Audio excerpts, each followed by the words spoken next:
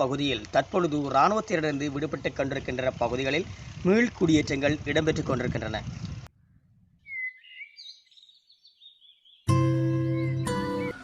தற்சமயம் நாங்கள் இப்போ விட்ட இடங்களில் உங்கள்கிட்ட விவசாய நிலங்களில் காணிகள் துப்புரவு கனி வடிகள் இருந்தது.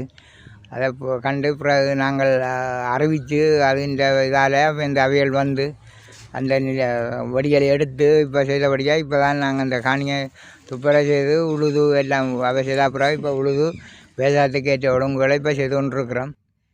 90ஆம் ஆண்டு விளக்கிட்டு நாங்கள் இப்போ 2019 இங்கே வந்து இதை கற்று வாங்கினாங்க.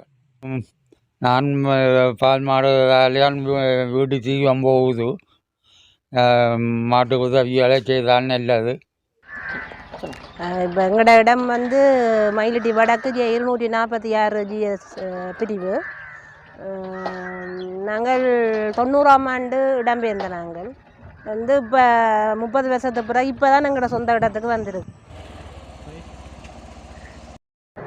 நான் சோமசுந்தரன் சுவீரன், தவிசாளர் வலிகாம் வடக்கு பிரதேச சபை.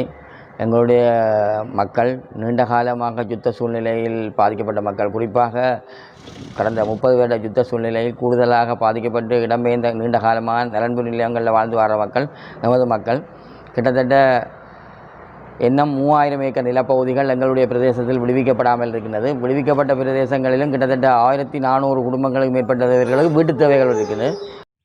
யுத்தத்திற்கு பின்னரான காலப்பகுதியில் மக்களது வாழ்வாதார உதவிகளுக்காக மக்களது வாழ்வாதார காணிகள் விடுவிக்கப்பட்ட பகுதிகளில் அவர்களது குடியேற்றங்கள் தற்பொழுது இடம்பெற்றுக் கொண்டிருக்கின்ற பொழுதில் அவர்களுக்கான வாழ்வாதார உதவி திட்டங்களும் வீட்டு திட்டங்களும் விவசாய திட்டங்கள் போன்றவை முன்னுரிமைப்படுத்தப்பட்டு அவைகள் இலகுபடுத்தப்பட்டு வழங்கப்பட வேண்டும். அத்துடன் இவர்களுக்கான காணிகள் வெகு விரைவில் விடுவிக்கப்பட வேண்டும் என்பதும் இப்பகுதி வாழ் மக்களது கோரிக்கையாக காணப்படுகின்றது.